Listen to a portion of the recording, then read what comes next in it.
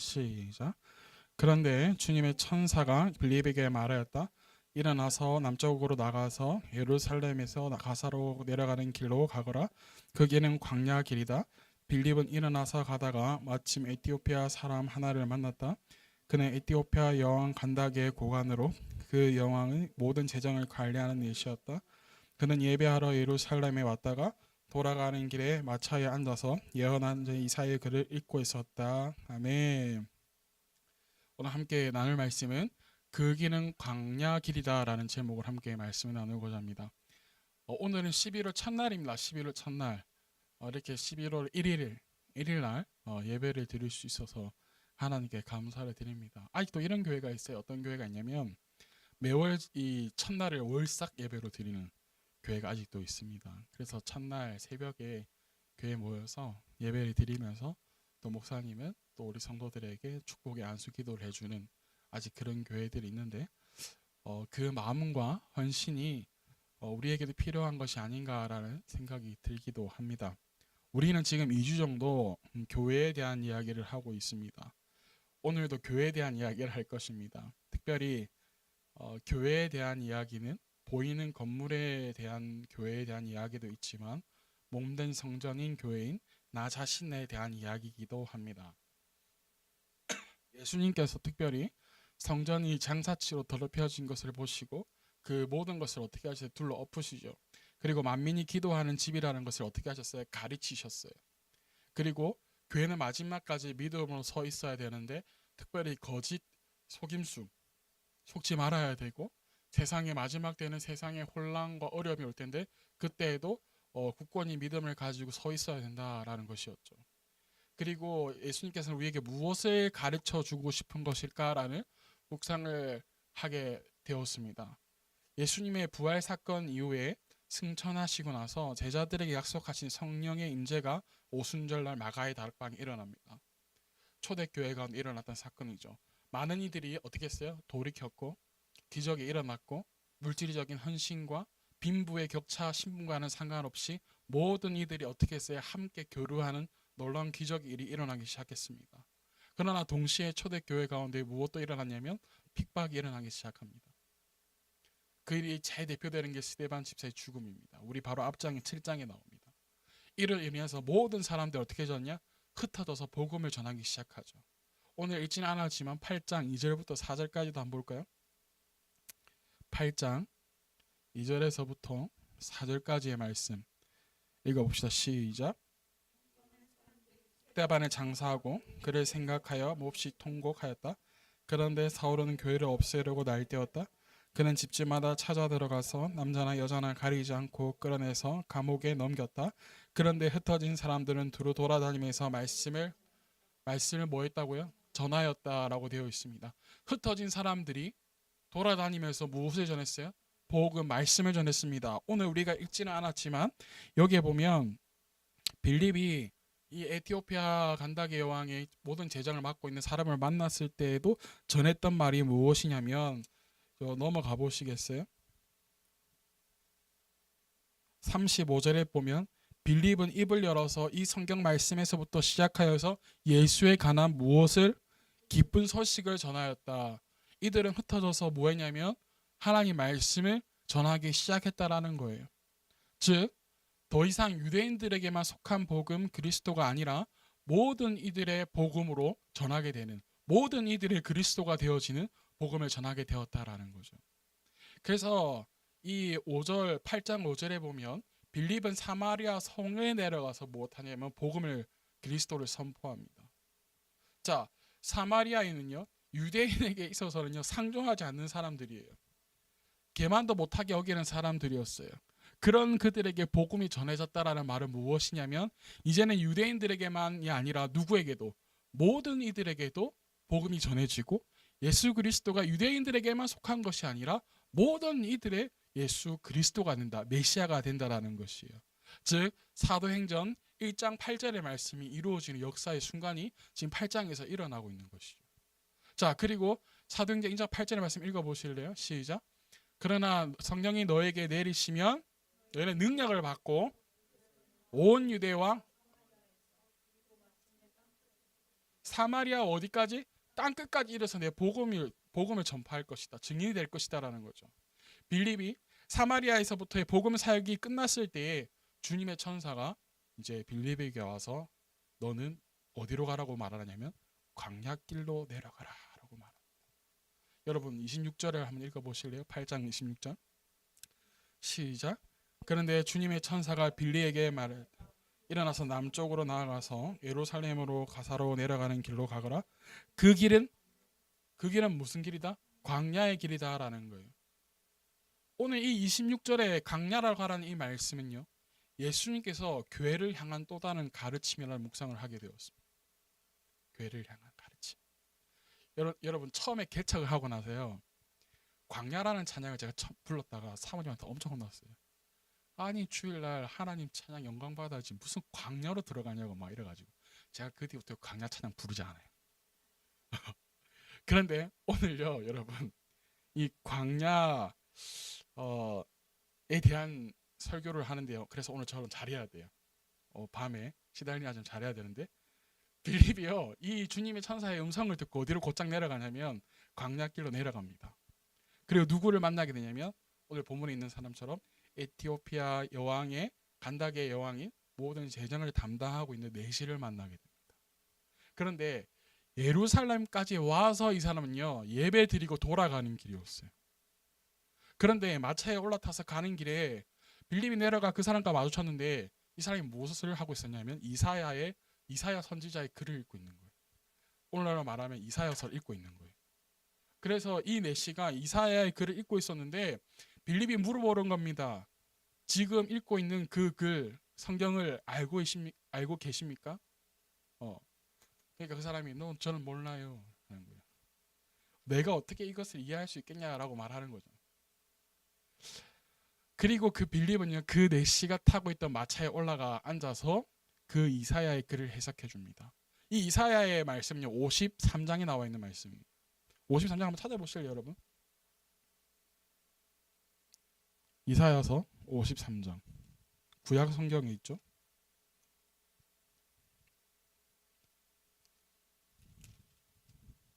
(53장) 7절 8절인데요. 오늘 본문에 이 사마리아 그 에티오피아 사람이 입고 있던 게 그래서 우리는 6절부터 보기를 원합니다. 6절부터 자 6절부터 읽어볼까요? 시작. 우리는 모두 양처럼 길을 잃고 각기 제 길로 흩어졌으나 주님께서 우리의 모두의 죄악을 그는 굴욕을 당하고 고문을 당하였으나 아무 말도 하지 않았다. 마치 도살장으로 끌려가는 어린 양처럼 마치 털을 깎는 사람 앞에서 잠잠한 양처럼 끌려가기만 할 뿐 아무 말도 하지 않았다 하면서 8절까지 이어지는 말씀인 거예요. 그 말씀을 해석해 주기 시작한 거예요. 그래서 아까 전에 우리가 사도행전의 본문으로 돌아가서 보면 이 빌립이 이 내시에게 전했던 말씀은 무슨 말씀이었다? 예수에 관한 기쁜 소식이었다라는 거예요. 그리고 그 내시는요 이 기쁜 소식을 받고 난 다음에 어떻게 하냐 그냥 돌아가는 것이 아니라 무엇을 받기를 소망하냐면 세례를 받기를 원합니다. 그런데 참 희한하게도 세례를 받기 원했는데 그 옆에 뭐가 있었냐면 물이 있었다라는 거죠. 그래서 세례를 베풉니다. 놀라운 기적이 이 광야길 가운데서 일어납니다. 예수님은요 이 사건을 통해서 우리에게 오늘 무엇을 가르쳐 주고 싶어 하셨던 것일까? 바로 성령 하나님의 인도하심이 우리에게 필요하다라는 것입니다. 예수님께서 빌립을 강야로 보내신 것은 여러분 그냥 보내신 것이 아니라 성령의 인도하심이 없으면 이제는 교회가 세상으로 나아가서 복음을 전할 수 없다는 사건. 오늘 이 본문은요. 초대 교회가 부흥하고 기적이 일어나고 성도의 수가 많아지면서 늘어났습니다. 동시에 교회를 향한 핍박도 만만치 않았습니다. 그리고 복음이 유대인에게만 한정되어 있는 것이 아니라 이제는 모든 이들에게 전파되어야 되는 예수님께서 말씀하셨던 것처럼 사도행전 1장 8절의 말씀처럼 사마리아와 땅끝까지 이르러서 증인되는 그러한 사건이 일어나기 위해서는 예수님께서 우리에게 오늘 보여주시고자 하는 것은 이제는 성령의 인도하심을 받아야 된다는 거예요. 교회가 방주의 역할도 해야 되고 마지막 때에 속지 않아야 되고 흔들리지 않아야 되고 믿음을 지켜야 되고 기도하는 집이 되어야 되는데 거기에 플러스 이제는 뭐 해야 된다는 거예요? 성령의 인도하심을 받는 곳이 되어야 된다는 거예요. 보이는 교회나 보이지 않는 몸된 성전이 우리나 누구의 인도하심을 받아야 된다? 성령의 인도하심을 받아야 된다는 거예요. 빌립을 어디로 보내셨어요? 광야길로 내보내셨습니다. 마찬가지입니다. 때로는 우리를 어디로 보내실 수도 있는 거예요? 광야길로 내보내실 수도 있는 거예요. 그러나 성령님은요, 거기에서도 빌립에게 하셨던 것처럼 기적을 말씀하시고 인도하실 거예요. 우리에게도 마찬가지일 것입니다. 그곳이 그 어떠한 문제가 많은 곳이라고 할지라도, 광야가 수많은 아픔과 고통과 결핍이 많은 장소라고 할지라도 성령님은 그곳에서 초대교회에 통해서 나타내셨던 기적을, 능력을 나타내시는 분이시라는 거예요. 그래서 예수님은 우리에게 이제는 누구의 필요함이 필요하다? 성령님의 인도하심이 필요하다라고 빌립을 광야길로 보내시면서 우리에게 보여주시는 사건이라는 것이. 너희는 이제 절대 성령의 인도함 없이는 살아갈 수가 없어. 성령의 말함을 통해서, 성령의 능력을 통해서만이 살아갈 수 있어 라고 말하는. 아니 어떻게 광야길로 내려가는데 에티오피아의 내시를 만나게 될까요? 그리고 하필 그 사람이 누구를 섬기는 사람이었어요? 하나님을 섬기는 사람이었어요. 예배를 드리고 가는 사람이었대요. 근데 하필 거기에서 만나게 하시고, 하필 그 광야길 가운데서 물이 있게 하셔서 세례를 받게 하신 거예요. 이건 빌립과 누가 함께 하셨기 때문에? 성령님이 함께 하셨기 때문이라는 거예요. 여러분 꼭 기억하십시오. 우리가 아파하고 혼자 눈물을 흘리고 힘들어할 때에, 나는 실패했다고, 나는 아이에게는 희망이 더 없다고 좌절하고 있을 때에 하나님은 우리를 향한 일을 준비하고 계시고, 또한 이미 하나님은 우리를 선한 길로 인도하시기를 이미 만들어 놓고 계시다는 것. 우리는 이것을 기억해야 될 줄로 믿습니다. 아멘. 그래서 오늘 본문 이후에 누구를 찾으시냐? 바로 사도 바울을 찾으십니다. 오늘 본문 8장에 2절에 사울이 등장합니다. 그리고 딱 빌립의 이야기가 끝나고 9장을 딱 넘어가면 하나님께서 사울을 부르십니다. 그래서 사도 바울을 통해서 이제는 사도행전을 이제 쭉 이어가시는데, 놀라운 성령님의 일하심이 일어났는데, 어떠한 일하심이냐? 교회를 세워 가시는 일을 하게 된다는 거예요. 사도행전 1장에서부터 끝장까지 성령님께서 함께 하시고 교회를 세워 나가십니다. 제자들이요, 성령으로 사로잡혀 있을 때에 놀라운 기적을 일으킵니다. 여러분, 사도행전 3장에 가보면 남에서부터 걷지 못하는 이가 있었습니다. 근데 그 사람이 뭐 했냐면요, 성전 미문에 앉아서 구걸하고 있는 거예요. 베드로와 요한이 예배하는 시간에 대해서 성전에 올라갈 때 그 미문에 앉아있는 걷지 못하는 사람을 만나게 되는 거예요. 걷지 못하는 사람을 만나게 되는 거예요. 그 걷지 못하는 사람이 뭐라고 말하냐면, 내게 은과 금은 얻지만 내게 있는 나사렛 예수 그리스도 이름으로 일어나 걸으라 하니까 어떻게 되는 거예요? 일어나 걸으라 하니까 어떻게 되는 거예요? 왜 근데 안 일어나지? 일어나 걷게 되는 거예요. 놀라운 기적이 일어나는 거죠. 성령님과 함께 일할 때에, 함께 하실 때에 놀라운 기적이 이렇게 일어난다라는 거예요. 이제는 우리 이제는 무엇 없이 살아갈 수 없다. 성령이 없이는 살아갈 수 없다. 성령 하나님 없이는 살아갈 수 없다라는 것을 말하는 거예요. 예수님께서는 우리에게 분명한 메시지를 오늘 우리에게 보여주시는 거예요. 왜냐하면 우리는 성령 하나님 없이 왜 살아갈 수 없느냐? 거짓된 속임수, 거짓된 선지자, 악한 영을 분별할 수 있도록 하는 분이 바로 누구이시기 때문에? 성령 하나님이시기 때문에. 분명히 고린도서 12장에 가면 성령의 은사 가운데 분명히 우리에게 무엇을 말해주고 있냐면, 영을 분별할 수 있는 것도 누구의 은사다? 성령님의 은사다라고 이해합니다. 제가 거짓말하는지 찾아보실래요? 고린도서 12장 10절. 고린도전서 12장 10절.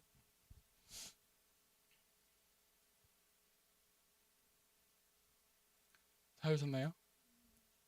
네, 읽어봅시다.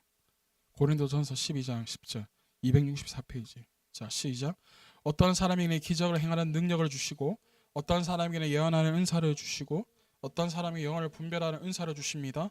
어떤 사람에게는 여러 가지 방언 말하는 은사를 주시고, 어떤 사람에게는 그 방언을 통역하는 은사를 주십니다. 아멘. 어떤 사람이 여러 가지 주시는데 영을 뭐하는, 분별할 수 있는 은사를 주신다고요.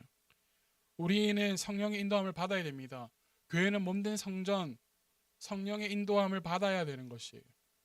성령의 능력이 나타나야 됩니다. 그래서 그러기 위해서 우리가 기도해야 됩니다. 깊은 기도의 시간을 가져야 합니다. 내게 이런 유가 나갈 수 있는 것은 기도밖에 없다라고 이야기합니다. 제자들이 예수님과 함께 할 때에는 귀신은 쫓아내려고 했는데 쫓아내지 못했습니다. 그러나 예수님이 떠나셨지만 그들과 누가 함께 하시니?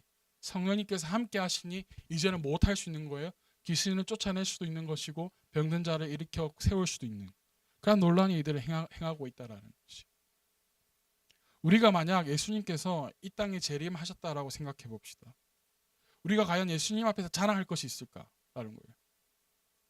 많은 사람들이 여행을 참 좋아하죠. 많은 돈은 아니더라도 다니면서 뭐 충분히 만족할 만큼의 자금만 있다고 한다면 요즘에는 여러분 뭐 캠핑카를 사서 돌아다니는 뭐 젊은 부부들도 얼마나 많은지 모릅니다. 돌아다니면서 여행을 즐깁니다. 여러분, 그런데 영원한 하나님 나라에 들어갈 준비된 삶을 살아가고 있는가? 우리는 자랑할 만한 것이 무엇이 있냐라는 거예요. 하나님 앞에서. 취미 좋아요. 취미 좋아요. 그런데 나는 이거 잘해. 하나님 앞에서는 자랑할 게 뭐가 있냐라는 거예요. 존 파이퍼 목사님이 이것을 뭐라고 이야기하냐면 비극적인 삶이다라고 얘기해요. 그러하기에 우리의 삶은요, 우리의 신앙은요, 더욱더 누구의 인도하심이 필요하냐? 성령님의 인도하심이 필요하다. 그래서 거짓된 속임수에서 속지 않은 분별함이 우리에게 필요하기 때문에, 그리고 세상의 혼란 속에서 버텨낼 수 있는 신앙과 믿음이 우리에게 필요하기 때문에, 그리고 세상에서 속해서 세상의 방법으로 살아가는 것이 아니라 하나님께서 원하시는 하나님 나라를 이 땅에 이루고 하나님 뜻을 이 땅에 이루는 것을 우리가 하기 위해서 누구의 도움이 필요하다? 성령님의 도움이 필요하다. 그러나 우리가 광야길은 우리에게 고난과 역경이기도 합니다. 광야는 외롭고 고통스러운 곳이기도 합니다. 그러나 성령님은 그 가운데서 함께 하시고 우리를 인도하시고 하나님의 뜻을 이루어 가신다는 것을 우리는 기억해야 될 줄로 믿습니다. 사랑 여러분, 그 길은 광야길이야. 지금은 너가 있는 곳은 광야야. 그러나 내가 너와 함께, 내가 너를 인도할 거야. 그러한 주님의 음성에, 그러한 성령님의 인도함을 받는 저희들이 되어지기를 소망합니다. 아멘. 사랑하는 여러분, 여러분들의 삶은 지금 어디에 있습니까? 푸른 초장에 우리가 있으면 얼마나 좋겠어요. 분명히 하나님은 선하시다고 했고 분명히 푸른 초장으로 인도하시다고 했는데 항상 우리 주님은 어디로 인도하시는가 하면 어둠의 사망의 음침한 골짜기를 걷게만 하시는 것 같아요. 우리를 분명히 선하신 하나님이시라고 했는데 우리 주변에 온통 악분인 것 같아요. 그러나 그때 우리가 분명히 기억해야 될 것은 그럼에도 불구하고 지금 하나님께서는 일하고 계신다. 그래서 우리에게 누가 필요하냐? 성령님이 필요하다. 사랑하는 여러분, 성령님의 인도함을 통해서 우리가 하나님과 함께하는 하나님의 백성들이 되어지기를 예수님은 축복합니다. 오로지 주님의 인도함을 받는, 성령의 인도하심을 받는 사랑하는 여러분들 되어지기를 예수님을 축복합니다. 옆 사람과 인사합시다. 성령의 인도함을 받읍시다. 일어나 걸읍시다. 아멘.